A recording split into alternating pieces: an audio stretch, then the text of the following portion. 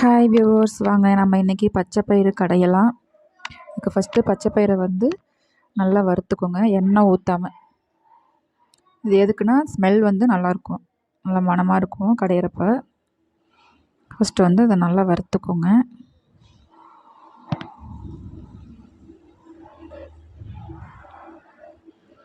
ஓரளவுக்கு தான் வறுக்கணும், ரொம்ப வறுத்திங்கன்னா கருகிடும். இப்போ வந்து குக்கரில் தண்ணி வச்சுட்டு பருப்பை வந்து அதில் போட்டுடலாம்.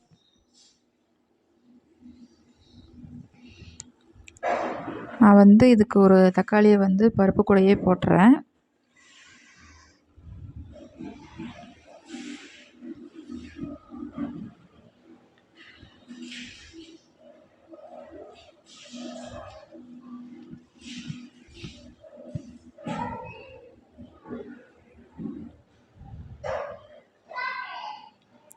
அது கூட வந்து மஞ்சத்தூள்,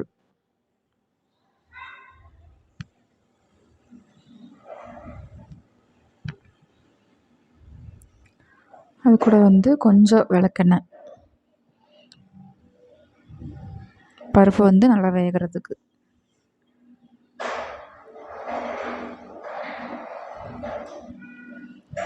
இப்போ இதை வந்து நம்ம மூடி வச்சு ஒரு 5 விசில் விட போகிறோம். பருப்பு வந்து நல்லா வெந்துடும், தக்காளி வந்து அது கூட நல்லா மசிஞ்சிரும்.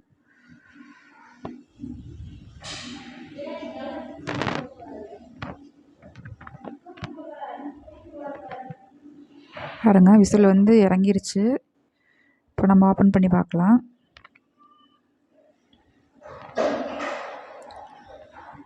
பருப்பு வந்து நல்லா வெந்துருச்சு. இப்போ அதுக்கு வந்து தாளிக்கலாம். அதுக்கு வந்து ஒரு வடைச்சட்டியில் எண்ணெய் ஊற்றிக்கோங்க.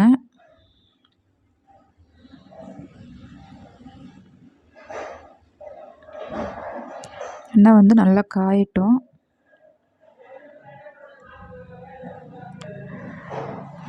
நான் வந்து வெங்காயம், பூண்டு, பச்சை மிளகா, உங்களுக்கு வேணுன்னா வரமிளகா கூட போட்டுக்கலாம்.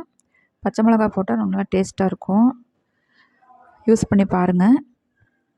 தக்காளி வந்து நீங்கள் இது கூட தாளித்து கொட்டலாம், அதில் வேணுனாலும் போட்டுக்கலாம். கடையிறதுக்கு வந்து கொஞ்சம் ஈஸியாக இருக்கும், அதனால் நான் வந்து பருப்பு கூட போட்டிருக்கிறேன்.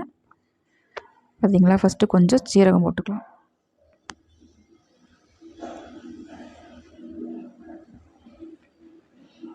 அது கூட வந்து கொஞ்சம் வர கொத்தமல்லி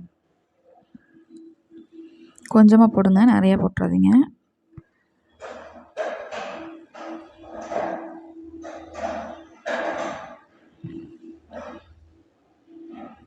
அரை கொத்தமல்லி போட்டுக்கலாம்.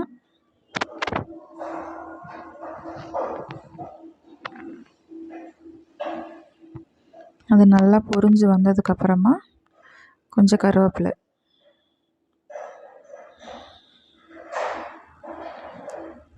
பார்த்தீங்களா, பூண்டு, பச்சை மிளகா, வெங்காயம், இது 3ஐயும் சேர்த்து நல்லா தாளித்து விடுங்க. நல்லா வதங்கட்டும், நல்லா வதங்கிடணும். ஏன்னா பருப்பு வந்து நல்லா வெந்துருச்சு. நம்ம வந்து இதை வதக்கி அதை கூட போட்டு ஒரு கொதி மட்டும்தான் விட போகிறோம்.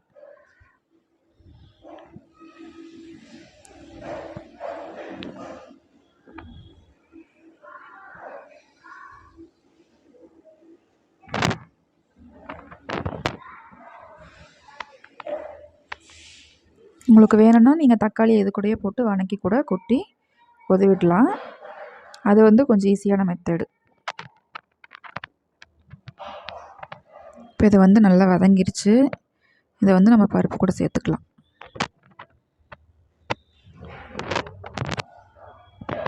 பார்த்தீங்களா, போட்டு ஒரு கொதி விடுங்க. விட்டதுக்கப்புறம் கருவேப்பிலை போட்டு பருப்பை மொத்த வச்சு நல்லா கடைஞ்சிருங்க.